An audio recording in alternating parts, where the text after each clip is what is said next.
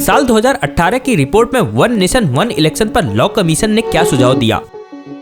एक साथ पूरे देश में चुनाव होने से बचेंगे सरकार के पैसे। इससे पहले कब हुए थे एक साथ चुनाव।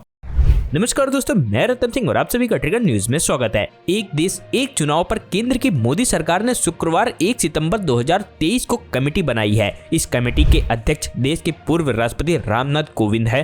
केंद्र सरकार ने 18 सितंबर से 22 सितंबर तक संसद का विशेष सत्र बुलाया है। ऐसे कयास हैं कि इस सत्र में एक देश एक चुनाव पर सरकार बिल लेकर आने वाली है। रामनाथ कोविंद की अध्यक्षता में बनाई गई इस कमेटी का आज नोटिफिकेशन भी जारी किया जा सकता है। कमेटी का उद्देश्य एक देश एक चुनाव के कानूनी पहलुओं पर गौर करना है ताकि इसको लागू करते समय कोई कानूनी अड़चन नहीं आए। यह कमेटी आम लोगों से भी राय लेगी। वह तमाम संविधान विशेषज्ञों से बात करेगी। इसके अलावा अलग अलग राजनीतिक दलों से भी विचार विमर्श करेगी। देश के सभी मुख्यमंत्रियों और विपक्षी नेताओं से भी यह कमेटी सलाह मशविरा करेगी। ऐसे में हम आपको बताएंगे कि 2018 में बने लॉ कमीशन ने एक देश एक चुनाव को लेकर क्या कहा था। लॉ कमीशन ने 2018 में एक रिपोर्ट पब्लिश की थी। इस रिपोर्ट में उसने देश में एक चुनाव कराए जाने की बात कहते हुए वकालत की थी कि एक चुनाव देश के प्रशासनिक, आर्थिक और सामाजिक विकास के लिए मुफीद रहेंगे। लॉ कमीशन ने कहा, एक देश एक चुनाव इसलिए फायदेमंद होंगे क्योंकि यह देश को लगातार चुनावी स्थिति में पड़े रहने से बचाएगा। 2018 में बने इस लॉ कमीशन ने स्पष्ट तौर पर लिखा था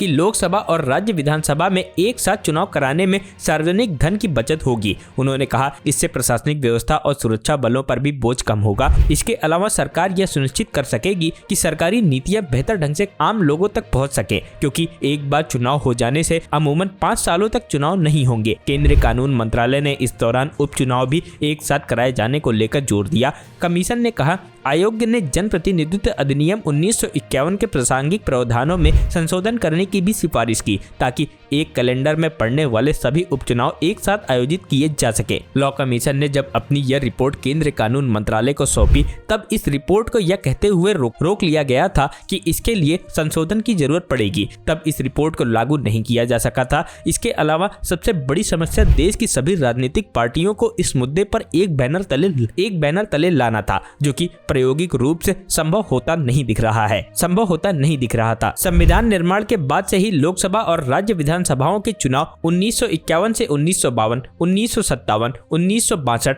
और 1967 में हुए थे। Bureau report trigger news.